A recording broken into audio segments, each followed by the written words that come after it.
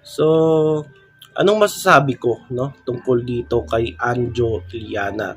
So, sa totoo lang ay nakakalungkot, no, yung kanilang matagal na samahan at pagkakaibigan nila Anjo at ng TVJ, particularly itong si Tito Soto o si Tito Sen.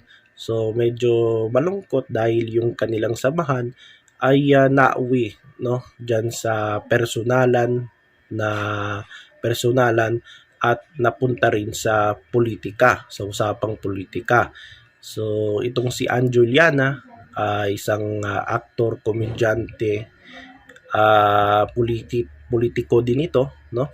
Naging ang alam ko konsyal yan at naging vice mayor one term, no, diyan sa isang lungsod diyan sa Metro Manila, no.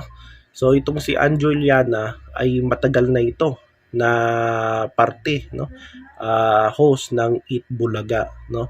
Naabutan ko yan nung mga child days ko, no. Nasubaybayan ko na yan si Anjo Iliana, no, sa Eat Bulaga. So nawala itong si Anjo Iliana, natandaan ko yung pandemic, 'di ba? Nagka-pandemic dahil yung sa coronavirus pandemic ay naapektuhan yung entertainment industry. So isa sa mga natamaan itong si Anjo Iliana. So nawala yung Itbulaga. So nung bumalik yung Itbulaga siguro nung mga 2021, parang semi-normal, no? So ang mga nawalang host, isa na diyan si Anjo Iliana, parang wala na rin dyan si Pia Guanyo, si Ruby Rodriguez na matagal na rin sa Itbulaga, si Jimmy Santos at si Alden Richards. So Jimmy pa nung panahon na yon yung Itbulaga. At kalaunan, umalis yung Itbulaga sa GMA, iniwanan na nila yung Tape Incorporated at gumawa sila ng sarili nilang production, no, ng TVJ, at lumipat na sila dyan sa Channel 5. So sa ngayon Channel 5 na yung Eat Bulaga. So ngayon itong si Anjuliana dahil wala sigurong trabaho, no, sa pag-artista niya, diyan siya na lumabas ng kanyang sariling opinion niya, no. Yung sama ng loob niya diyan sa Itbulaga. So meron siyang mga aligasyon na kuno ay hindi siya sinisweldo nung mga huling appearances niya diyan sa Itbulaga. Pangalawa, meron daw mga tao, no, siguro tinatawag na mafia, no, diyan sa programang Itbulaga na isa sa mga longest noon time show sa Pilipinas, no. So yan yung mga aligasyon ni Anjo Iliana. So na-interview na siya ni OG Diaz, no, at iba pang mga showbiz na ano diyan, no. So itong si Anjuliana ngayon nagpapansin muli, no, nung mga nakarang araw. So may sama na naman siyang may samang sama siya ng loob dito kay Tito Soto. So sabi niya ay meron daw kuno kabit itong si Tito Sen. So yan yung mga aligasyon niya, no, ni Anjuliana laban dito kay Tito Sen. So nakakalungkot lang yung kanilang pagkaibigan ay nauwi to diyan sa personalan na buhay at saka napunta na rin to sa politika. So ano ba yung ano ni Anjo ito, no? Ano ba yung kanyang intensyon, no? Bakit niya ginawa 'yon, no? So I think tingin ko merong tao na nasa likod ni Anjo Iliana. Dahil wala ng trabaho itong si Anjo Iliana ay merong mga rumor na itong si Anjo Iliana ay nagtatrabaho doon sa isang senador na artista din, at medyo itong senador na ito ay controversial din, no. Siguro hindi natin alam kung siya ba 'yon, no. Basta nabalita na 'yan na itong si Anjo Iliana ay nagtatrabaho doon sa isang senador na artista din, no.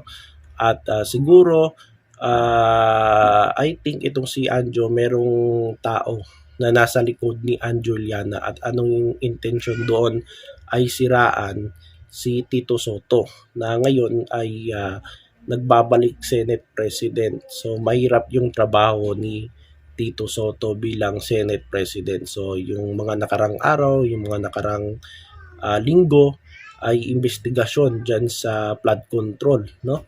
At siguro yung senador na ito na nasa likod ni Anjoliana ay sangkot sa flood control. So sigurado yan. I think na merong tao na nasa likod ni Anjoliana para siraan si Tito Soto. So yun guys. At merong pang mga balita na babasa ko na tatakbo daw sa 2025 si Anjoliana bilang senador.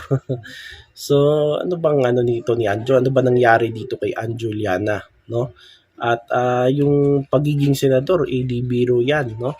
So, madadagdagan na naman yung mga senador na walang kwenta, no? Madadagdagan na naman yung mga hindi karespetado na mga senador, no? So sana hindi na dumagdag itong si Anjoliana. Kasi remember nung eleksyon nung May ay maraming artista ang natalo, no?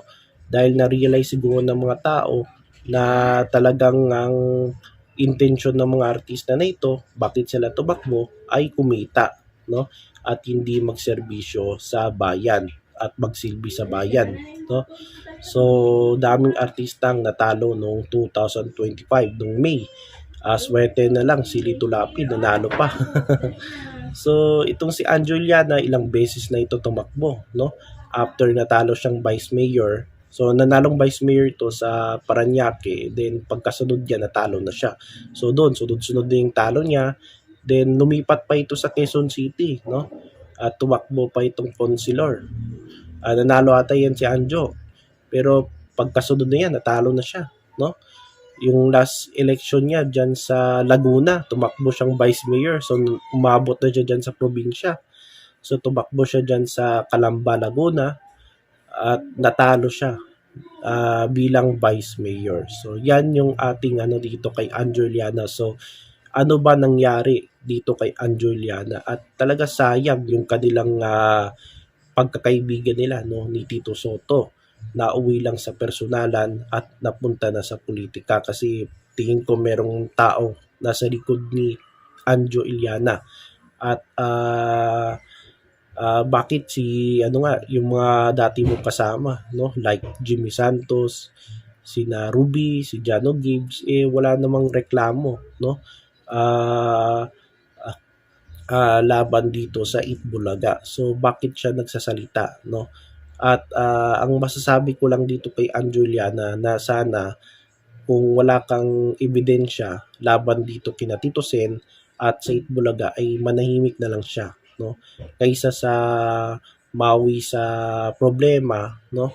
Dapat manahimik na lang siya kung wala siyang ebidensya. So sabi niya sa hulingan sinabi niya, no, bluff daw 'yun yung sinabi niya. So tignan natin, no? Parang umatras na itong si Anjo, no? Sa kanyang mga salita laban dito sa Itbulaga at kay Tito Soto. So yan yung masasabi natin dito kay Anjo Iliana.